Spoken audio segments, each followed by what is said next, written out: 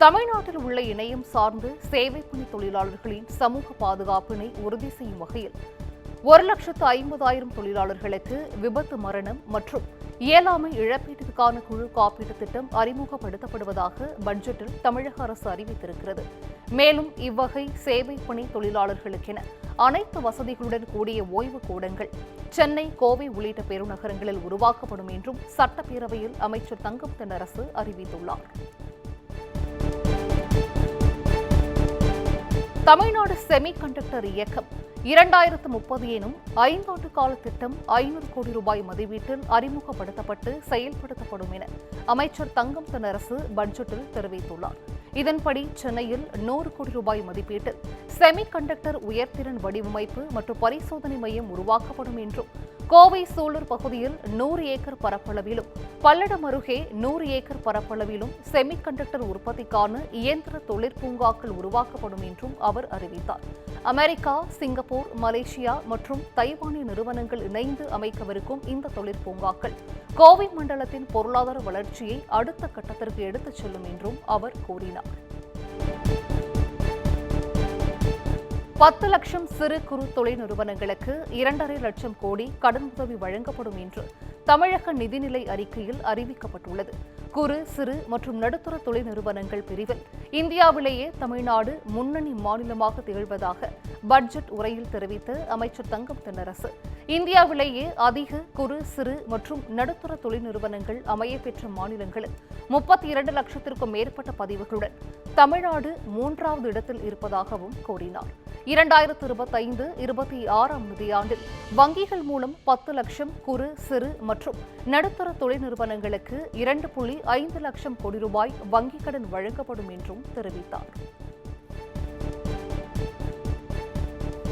அரசு துறைகளில் காலியாக உள்ள 40,000 பணியிடங்கள் வரும் நிதியாண்டில் நிரப்ப துரித நடவடிக்கைகளை அரசு மேற்கொண்டு வருவதாக நிதியமைச்சர் தங்கம் தென்னரசு பட்ஜெட்டில் தெரிவித்திருக்கிறார்.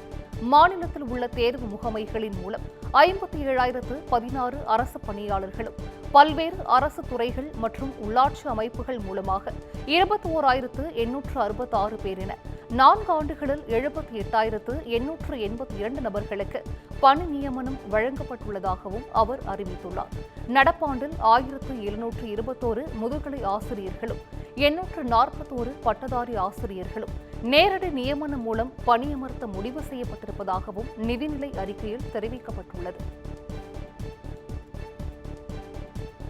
ராமநாதபுரம் மாவட்டம் ராமேஸ்வரத்தில் புதிய விமான நிலையம் அமைக்கப்படும் என தமிழக அரசின் பட்ஜெட்டில் அறிவிக்கப்பட்டுள்ளது. 2025-26 நிதியாண்டுக்கான தமிழக அரசின் பட்ஜெட் சட்டப்பேரவையில் தாக்கல் செய்யப்பட்டது. இதில் தென் தமிழகத்திற்கு சுற்றுலா பயணிகளின் வருகையை அதிகரிக்கவும், பொருளாதார வளர்ச்சி குன்றிய பகுதிகளுக்கான ஒட்டுமொத்த முன்னேற்றத்திற்காகவும் ராமேஸ்வரத்தில் புதிய விமான நிலையம் அமைக்கப்படும் என அறிவிக்கப்பட்டுள்ளது. அதேபோல் சென்னைக்கு அருகே உள்ள பரந்தூர் புதிய விமான நிலையம் அமைப்பதற்கான பணிகள் துரிதப்படுத்தப்பட்டுள்ளதாகவும் நிதியமைச்சர் தங்கம் தென்னரசு தனது பட்ஜெட் உரையில் தெரிவித்தார். ராமேஸ்வரத்தில் புதிய விமான நிலையம் அமைக்கப்படும் என்ற அறிவிப்பு ராமநாதபுரம் மாவட்ட மக்களிடையே அதிக எதிர்பார்ப்பை ஏற்படுத்தியிருக்கிறது. நிதிநிலை அறிக்கையில் பெண் பாதுகாப்பிற்கு நிதி ஒதுக்கீடு செய்யப்படவில்லை என பாஜக மூத்த தலைவர் தமிழிசை சவுந்தரராஜன் குற்றம் சாட்டியுள்ளார். வேலூர் மாவட்டம் குடியாத்தத்தில் செய்தியாளர்களிடம் பேசிய அவர், தமிழக மக்களின் நலனை கருத்தில் கொள்ளாமல் நிதிநிலை அறிக்கை தாக்கல் செய்யப்பட்டுள்ளதாக தெரிவித்தார். பெண்களின் பாதுகாப்பு மற்றும் முன்னேற்றத்திற்கான எந்த திட்டமும் இல்லை என குறிப்பிட்டார். மக்களுக்கான திட்டங்களை அறிவிக்காமல் மொழி பிரச்சினையை கொண்டு வருவதாக குற்றம் சாட்டிய தமிழிசை, தமிழில் தொழிற்கல்வி பயில்வதற்கு போதிய திட்டங்கள் அறிவிக்கவில்லை என குறிப்பிட்டார்.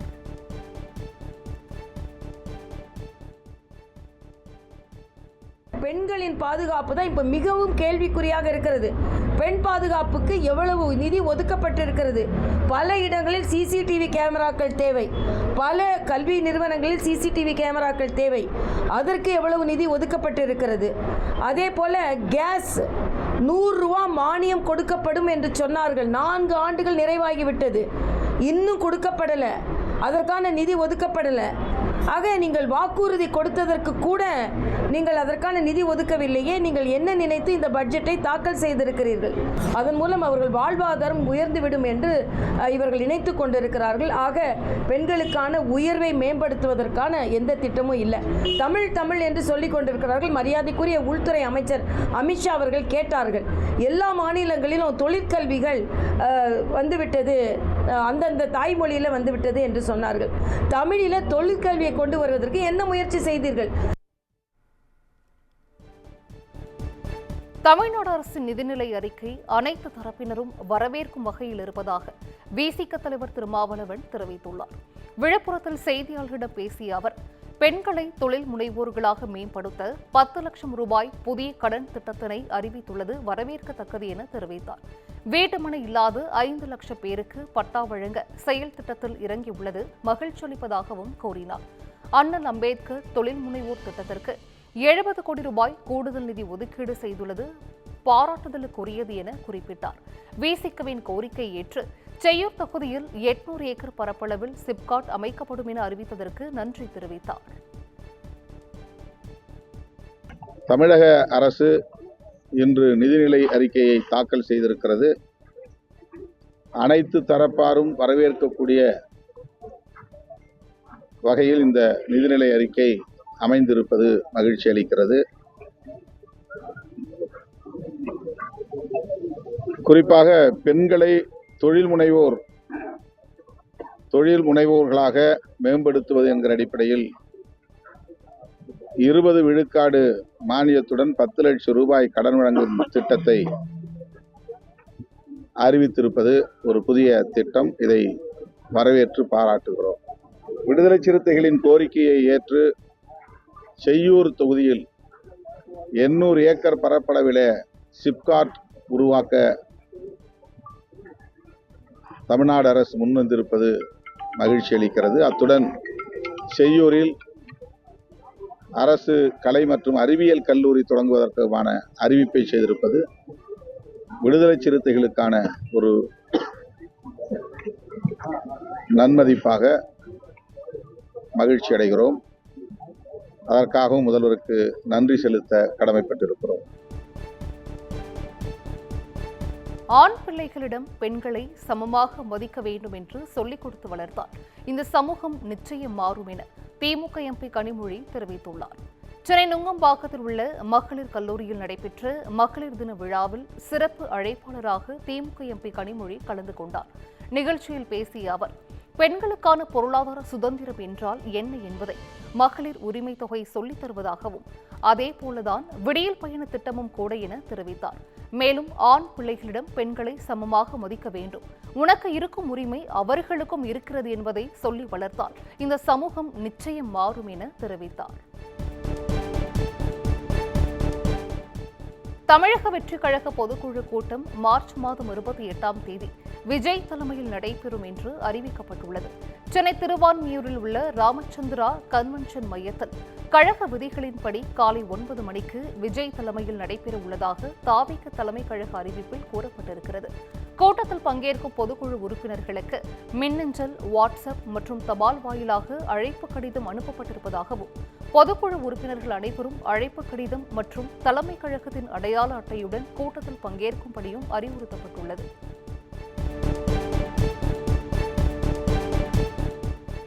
கட்சி நிகழ்ச்சிகளுக்கு காவல்துறை பாதுகாப்பு வழங்குவதற்கான கட்டணத்தை நிகழ்ச்சி நடத்தும் கட்சிகளிடம் வசூலிக்க வேண்டும் என சென்னை உயர்நீதிமன்றம் உத்தரவிட்டுள்ளது.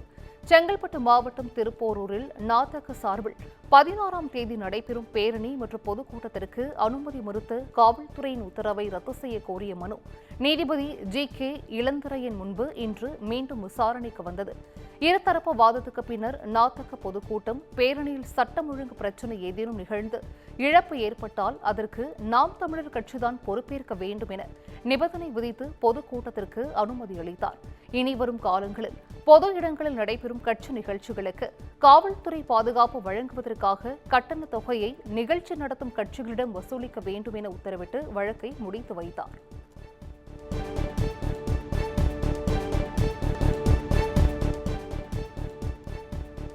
சென்னை நந்தம்பாக்கத்தில் முன்விரோதம் காரணமாக அதிமுக பிரமுகர் பருமாக்கண்ணன் என்பவர் பெண்களோடு சேர்ந்து மற்றொரு பெண்ணை தாக்கும் அதிர்ச்சி சிசிடிவி காட்சி வெளியாகி பரபரப்பை ஏற்படுத்தியிருக்கிறது. பர்மா காலனி பகுதியைச் சேர்ந்த லலிதாவுக்கும் பர்மாக்கண்ணன், அவ்வை ரம்யா, மணிகண்டன் என்ற பிரபு ஆகியோருக்கும் முன்விரோதம் இருந்த நிலையில் கடந்த 10ஆம் தேதியன்று லலிதாவை அவரது வீட்டருகே மற்றவர்கள் சரமாரியாக தாக்கியுள்ளனர். இதுகுறித்து நந்தம்பாக்கம் காவல் நிலையத்தில் இருதரப்பிலும் புகார் அளிக்கப்பட்ட நிலையில் இருதரப்பிலும் பெண்கள் மீது மட்டுமே வழக்கு பதிவு செய்யப்பட்டுள்ளதாகவும் பர்மாக்கண்ணன் மீது வழக்கு பதிவு படவில்லை என்றும் லலிதா தரப்பினர் குற்றம் சாட்டியுள்ளனர். தற்போது தாக்குதல் சிசிடிவி காட்சி வெளியாகி இருக்கிறது. ஈரோடு மாநகராட்சியில் உள்ள திமுக கவுன்சிலர்களின் ஊழல் பட்டியல் விரைவில் வெளியிடப்படும் என பாஜக மாநில பொதுச் செயலாளர் முருகானந்தம் தெரிவித்துள்ளார். ஈரோடு மாநகராட்சியில் உயர்த்தப்பட்ட சொத்து வரியை கண்டித்து ஈரோடு தெற்கு மாவட்ட பாஜக சார்பில் வீரபஞ்சத்திரம் பகுதியில் ஆர்ப்பாட்டம் நடைபெற்றது. பின்னர் செய்தியாளர்களை சந்தித்த பாஜக மாநில பொதுச் செயலாளர் முருகானந்தம், ஈரோடு மாநகராட்சியில் உள்ள திமுக மற்றும் அதன் கூட்டணி கட்சியைச் சேர்ந்த கவுன்சிலர்களின் ஊழல் பட்டியலை தயார் செய்து வருவதாகவும் அதனை விரைவில் வெளியிடுவதற்கான முன்னேற்பாடு பணிகளை செய்து வருவதாகவும் தெரிவித்தார். வேலூர் மாவட்டம் கன்னிகாபுரம் கிராமத்தில் நள்ளிரவில் அத்துமீறி வீட்டில் நுழைந்து அராஜகம் செய்த திமுக நிர்வாகி மற்றும் உதவி ஆய்வாளர் மீது நடவடிக்கை எடுக்க கோரி கிராம மக்கள் மாவட்ட எஸ்பியிடம் புகார் அளித்துள்ளனர். சுமதி என்பவர் வீட்டில் திமுக நிர்வாகி செந்தில்குமார் மற்றும் விரிஞ்சபுரம் காவல் உதவி ஆய்வாளர் ஜெகதீசன் ஆகியோர் அத்துமீறி நுழைந்து அராஜகத்தில் ஈடுபட்டுள்ளனர். இந்நிலையில் கிராம மக்கள் மாவட்ட காவல் கண்காணிப்பாளர் அலுவலகத்தில் புகார் மனு அளித்தனர்.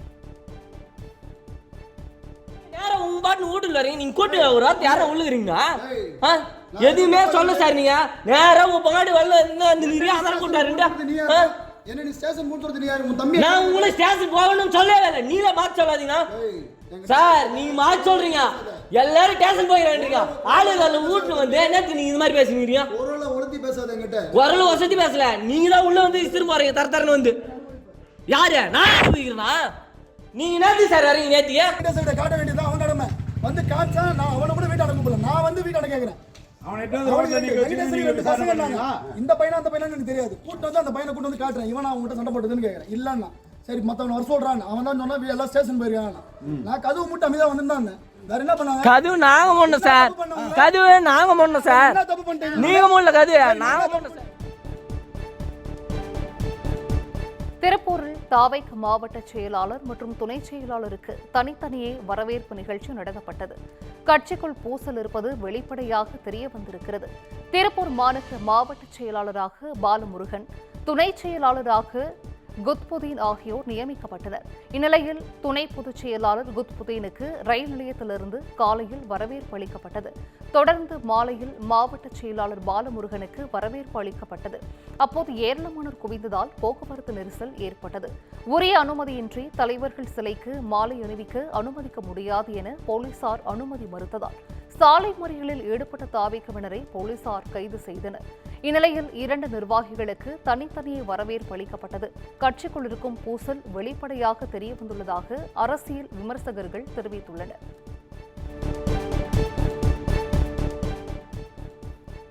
சென்னை பல்லாவரம் வார சந்தையில் உணவு பாதுகாப்புத்துறை அதிகாரிகளால் காலாவதியான பொருட்கள் பறிமுதல் செய்யப்பட்டுள்ளது. பல்லாவரம் பகுதியில் வெள்ளிக்கிழமை வாரச்சந்தையில் காலாவதியான பொருட்களும் சுகாதாரமற்ற முறையில் தயாரிக்கப்பட்ட பொருட்கள் விற்பனை செய்யப்படுவதாகவும் உணவு பாதுகாப்புத்துறைக்கு புகார்கள் வந்துள்ளது. இதையடுத்து உணவு பாதுகாப்புத்துறை அதிகாரிகள் மற்றும் மாநகராட்சி பணியாளர்கள் திடீர் ஆய்வில் ஈடுபட்டனர். அப்போது சுகாதாரமற்ற முறையில் தயாரிக்கப்பட்ட உணவுப் பொருட்கள் மற்றும் காலாவதியான பொருட்கள் ஆகியவற்றை பறிமுதல் செய்த அதிகாரிகள் அவற்றை விற்பனை செய்தவர்களை எச்சரித்தனர்.